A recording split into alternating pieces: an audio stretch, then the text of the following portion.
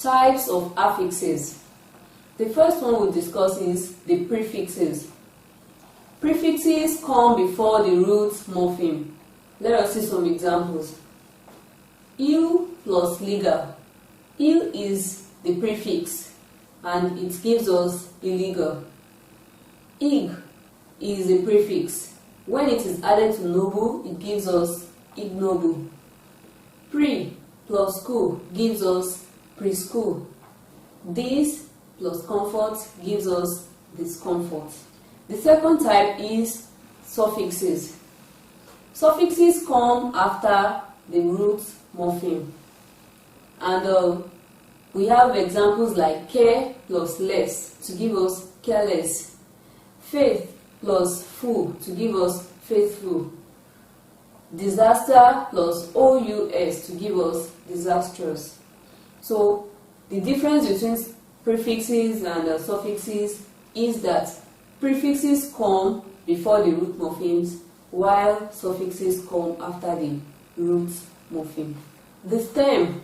The stem has to do with the combination of one or more root morphemes and a bound morpheme. You cannot have a stem without a bound morpheme. There must be a bound morpheme in the word before you can have the stem. Let us look at the examples. We have measure. Measure is a root morpheme. By the time you add MENT, it becomes measurement. MENT cannot stand alone to make a complete thought, and that is why we call it a bound morpheme. When you add MENT to measure, it becomes measurement. Other examples are advantage plus OUS to become advantageous. Prevent plus able to become preventable. Critique plus IZE to become criticize. Social plus OLOGY, which you can call ology, to become sociology. So the combination of root morphemes and bound morphemes is what we refer to as stem. Types of bound morphemes. There are different types of bound morphemes. The first one we're talking about is the derivational morphemes. The derivational morphemes are added to words to change their word class from one part of speech to another. They are bound morphemes, and when we say bound morphemes, they are not capable of passing across complete thoughts or complete meanings. We are going to look at how bound morphemes can be added, or how derivational morphemes can be added to root words to change the word class of the root word from one part of speech to another. The first one we'll be talking about is how to derive nouns from verbs. How to derive nouns from verbs. We all know what verbs and nouns are. Nouns are naming words and verbs are action words. So on the first column we have verbs. The second one contains the suffixes that we are going to add to the verbs, and the last one is the result of the combination of verbs and suffixes that are joined together. Teach plus ER will give us teacher. So teacher is a noun. It's a name given to someone who teaches. Educate is a verb, and by the time you add ION, it becomes education, which is a noun. Severe plus ANCE to become severance. Excite plus MENT to become excitement. Refuse plus AL to become refusal. Nouns derived from adjectives. Adjectives are words that qualify nouns. So on the first column we have adjectives. The second one contains suffixes that will be added to adjectives, and the last one contains nouns that we are going to realize after joining adjectives and suffixes together. Ready plus NESS will give us readiness, which is a noun. Sincere is an adjective, and ITY, when joined to it, would give us sincerity. Fluent plus CY will give us fluency. Pure plus ITY will give us purity. Prudent plus CE will give us prudence. Nouns derived from nouns. We are going to look at how we can derive nouns from nouns itself. So we have 3 columns again. The first one contains nouns that we are going to add suffixes to, and the second one contains suffixes, and the last one contains words that we are going to arrive at after adding suffixes to the nouns in the first column. Engine plus ER will give us engineer. Friend plus ship is going to give us friendship. Widow plus wood will give us widowed. Organ plus IST is going to give us organist. Mathematics and IAN will give us mathematician. Adjectives derived from nouns. We are going to look at how we can realize adjectives out of nouns. Child plus ISH will give us childish. Faith plus full will give us faithful. Industry plus OUS is going to give us industrious. Floor plus LESS will give us flawless. Wood and EN will give us wooden. So childish, faithful, industrious, flawless, wooden are examples of adjectives that are capable of qualifying nouns in sentences. Adjectives derived from verbs. How we can derive adjectives out of verbs. Reason plus able will become reasonable. Waste plus full will become wasteful. Envy plus OUS will give us envious. Love plus LY will give us lovely. Pity plus able will give us pitiable. So looking at the items we have under verbs: reason, waste, envy, love, and pity, you discover that they are all action words.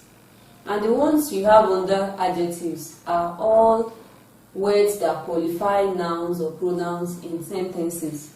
So by adding the listed suffixes to those verbs, you have changed the word class from verbs to adjectives. Verbs derived from adjectives. So you can as well realize verbs from adjectives after joining suffixes to them. Trivial is an adjective, and it will become a verb when you join IZE. So you are going to have trivialize. Visual plus IZE to become visualize. Popular plus IZE to become popularized. General plus IZE to become generalized. Minimum plus IZE to become minimized. Verbs derived from nouns. This is another way of deriving verbs out of nouns. The noun critique, when added to IZE, would become criticize. Table, when added to ATE, would become tabulate. Haste plus EN would become hasten. Terror plus IZE would become terrorize. And emphasis plus IZE would become emphasize. Adverbs derived from adjectives. Here we have a list of adjectives and a list of suffixes that we are going to add to them to form adverbs. Quick plus ly to form quickly. Clear plus ly to form clearly. Full plus ly to form fully. Beautiful plus ly to form beautifully. And blind plus ly to form blindly. Adverbs are words that modify verbs in sentences. They give more information about the verb in a sentence. They talk about or describe how actions are performed. So if you look at the words we have arrived at, you will discover that they are talking about a particular action. Quickly, how is it done? Quickly. Clearly, fully, beautifully, and blindly. Another type of morpheme or bound morpheme is the inflectional morphemes. The inflectional morphemes are usually added to adjectives, verbs, nouns in sentences. And in most cases, they don't change the word class or the category of the word, in the sense that they cannot change a word from noun to verb, from adjective to adverb, and so on. The only thing they do is they change words from singular to plural. So, since we have discussed how nouns can be changed from singular to plural, this should not be strange to you, because we have discussed how you can add s, es, ies, and ves depending on the word you are changing from singular to plural. So we have examples of inflectional morphemes, nouns that you can add inflectional morphemes to form plurals. The first one we have is lady. Lady becomes ladies when you change the y to I and then add es. Church to become churches. Book to become books. Mango to become mangoes, and so on. So we have all the plural markers represented here. The IES, the ES, the S, the ES, and the VES. The inflectional morphemes are also capable of changing words from present to past, and that is talking about verbs. You can only change verbs from present to past and perfect or participle. Examples: walk plus ed will give you walked. Seek plus ed will give you sought. Go plus ed will give you went. Touch plus ed will give you touched. Feel plus ed will give you felt. You should not be confused with examples like seek, sought, go, went, feel, felt. They are still reflecting the past tense marker ed. How inflectional morphemes reflect in adjectives. This is talking about adjectives and comparisons. And that is where we have the comparison and superlatives. Examples include tall. Under comparison, you have taller, and the superlative expresses tallest. So that's why you can have something like tall, taller, tallest. Big, bigger, biggest. Easy, easier, easiest. Ugly, uglier, ugliest. Smart, smarter, smartest. Parts of speech in English language. This is included in the course so that you may understand parts of speech and how they are divided into content weights. To expose you to mobility of words, which we just discussed under morphemes. That is, words can mobilize, can shift from one class of word to another. And then to be able to know the environment of words that you would be using each class of words. To expose you to correct usages of articles and determinants. You all know what articles are. Articles include a, an, and the. And then determinants are numerous in English language. And lastly, to identify what part of speech words that make up sentences belong to. So when you have a sentence, you should